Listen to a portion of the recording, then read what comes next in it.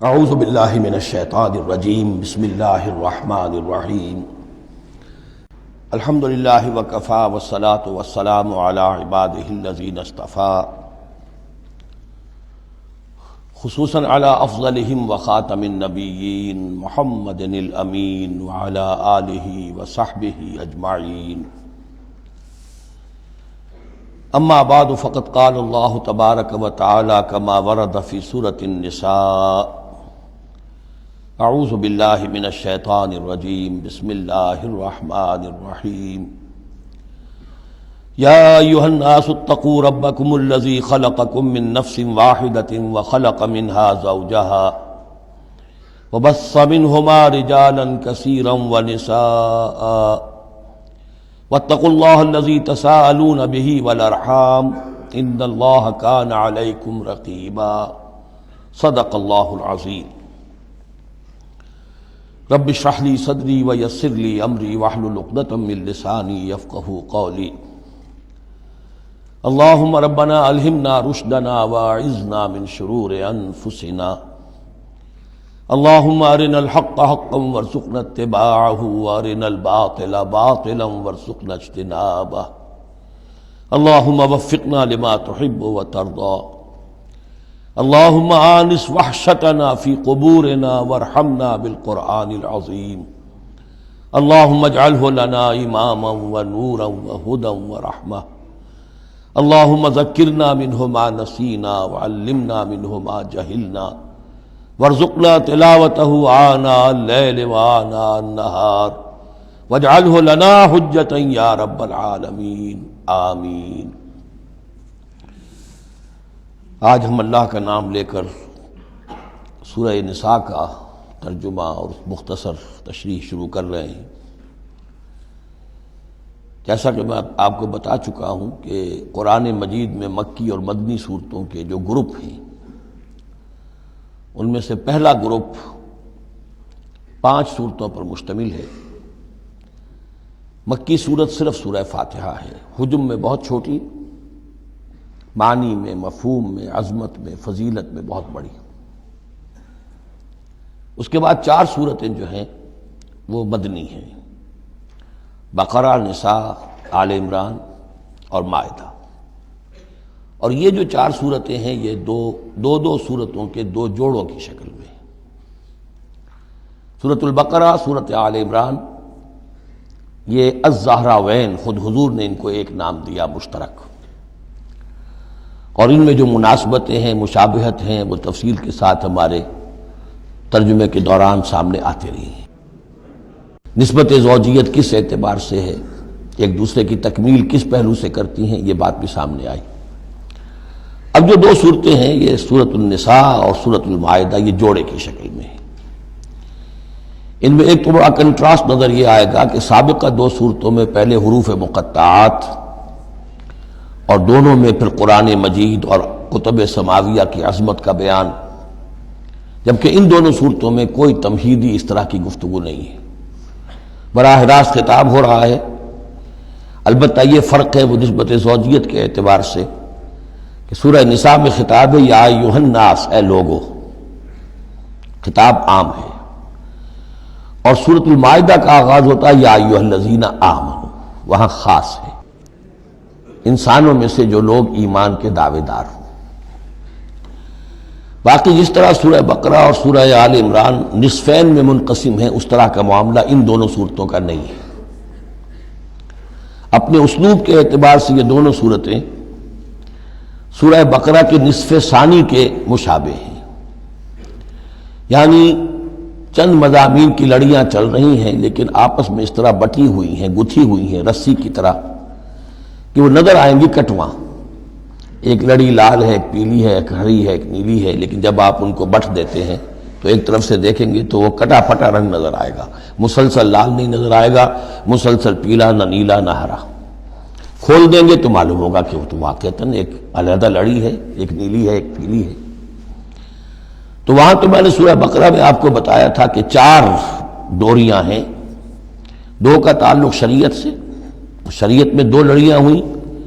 ایک عبادات اور ایک معاملات۔ دو کا تعلق ہے جہاد فی سبیل اللہ سے، ایک جہاد بالمال یعنی انفاق فی سبیل اللہ، اور ایک جہاد بالنفس کی آخری شکل یعنی قتال فی سبیل اللہ۔ یہ چاروں کا تانا بانا سورہ بقرہ کے نصف ثانی میں تھا۔ یہاں سورہ نساء میں بھی آپ دیکھیں گے کہ 3 لڑیاں ہیں یہاں، اور وہ اسی طرح آپس میں گتھی ہوئی ہیں، نظر آئیں گی کٹواں، لیکن اگر آپ ان سب کو علیحدہ علیحدہ کر لیں تو وہ اپنی جگہ پر ایک علیحدہ مضمون بن جائے گا۔ لیکن یہاں پر جو خطاب ہے، ایک لڑی تو وہ ہے کہ جس میں خطاب ہے اہل ایمان سے، اور وہ اسی طریقے سے جیسے سورہ بقرہ میں وہی 4 چیزیں اس میں آئیں گی، قتال، انفاق اور احکام شریعت، عبادات۔ لیکن دوسرا خطاب ہے اس میں اہل کتاب سے، اس میں یہ کہ نصارہ اور یہود دونوں گڈمڈ ہیں، ملے جلے ہیں۔ اب اہل کتاب کا معاملہ ہے، پہلی 2 صورتوں میں علیحدہ علیحدہ مسئلہ چل رہا تھا۔ تیسرے سب سے بڑا حصہ اس سورہ مبارکہ کا وہ ہے جو منافقین سے خطاب پر مشتمل ہے، لیکن وہ اکثر و بیشتر لوگ وہاں بات سمجھ نہیں پاتے، اس لیے کہ وہاں بھی خطاب ہوتا ہے یا ایھا الذین آمنوا سے۔ پورے قرآن میں کہیں یا ایھا الذین نافقوا نہیں آیا، یا ایھا الکافرون بھی ہے، یا ایھا الذین کفروا بھی ہے، یا ایھا الذین آمنوا بھی ہے، یا ایھا الذین نافقوا کہیں نہیں، اس لیے کہ منافق بھی قانوناً تو مسلمان ہی ہوتے تھے۔ تو اصل میں یہ بڑی گہری نظر کی ضرورت ہے کہ یہ پہچانا جائے کہ یہاں یا ایھا الذین آمنوا مومنین صادقین کی طرف روح سخن ہے یا منافقین کی طرف ہے۔ اگر یہ فرق نہ کیا جائے تو بڑی غلط فہمی ہو جاتی ہے بعض مقامات پر، مثلا سورہ توبہ کے بعض مقامات ہیں یا ایھا الذین آمنوا ما لکم اذا قیل لکم انفروا فی سبیل اللہ ثاقلتم الی الارض، اہل ایمان تمہیں کیا ہو گیا جب تمہیں کہا جاتا ہے اللہ کی راہ میں نکلو تو تم بوجھل ہو جاتے ہو، زمین میں دھسے جاتے ہو۔ تو اس سے ایک عام سوء ظن پیدا ہو سکتا ہے کہ شاید یہ عام مسلمانوں کا مسئلہ تھا، یہ عام مسلمانوں کا مسئلہ نہیں تھا، یہ منافقین کا مسئلہ تھا۔ روح سخن وہاں منافقین کی طرف ہے، مومنین صادقین تو ہر وقت اس کے لیے آمادہ رہتے تھے کھلے دل کے ساتھ کہ واپس نہیں پھیرا کوئی فرمان جنوں کا، تنہا نہیں لوٹی کبھی آواز جرس کی، وہ تو تیار ہر وقت تھا۔ تو اصل میں یہ دیکھنا ہوتا ہے کہ کس آیت میں رخ کس کی طرف ہے۔ اس اعتبار سے یہ سورہ مبارک کا اہم ترین ہے،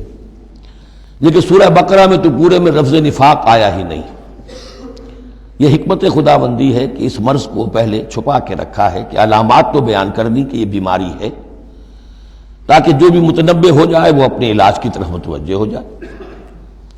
لیکن یہ کہ جو لوگ نہیں متوجہ ہوئے، معلوم ہوا کہ اب ان کو تھوڑا سا نمایاں کرنا ضروری ہے، بات عریاں کر کے کرنی پڑے گی۔ تو سورہ آل عمران میں 1-2 جگہ نفاق کا لفظ آ گیا، لیکن یہاں اب جو سب سے بڑا مضمون ہے سورہ بقرہ میں وہ منافقین کا ہے۔ یوں سمجھیے کہ 176 جو اس کی آیات ہیں، اس میں سے 55 آیتیں ہیں کہ جن کا جو میرا تجزیہ ہے روح سخن ہے مومنین صادقین کی طرف، صرف 37 آیات ہیں کہ جن میں خطاب ہے اہل کتاب سے، یہود اور نصارہ سے مشترک طور پر،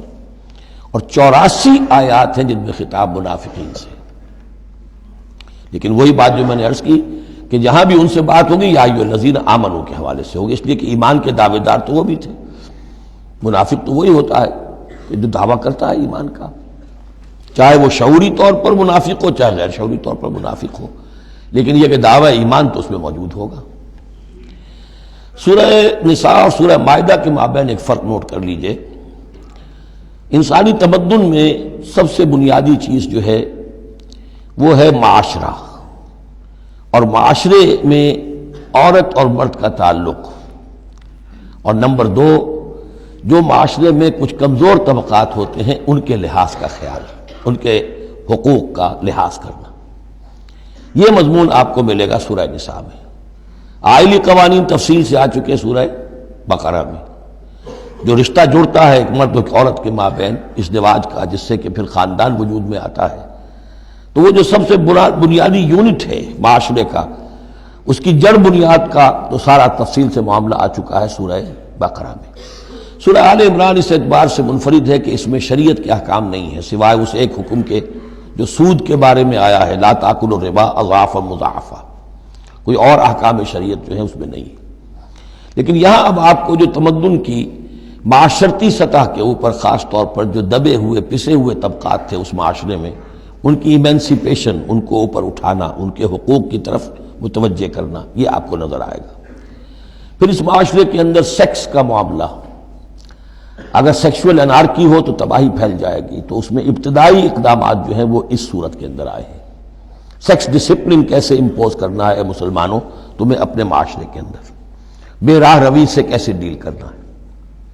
تو اس طریقے سے تمدن کی جو بنیادی جو منزل ہے اس پر گفتگو ہو رہی ہے۔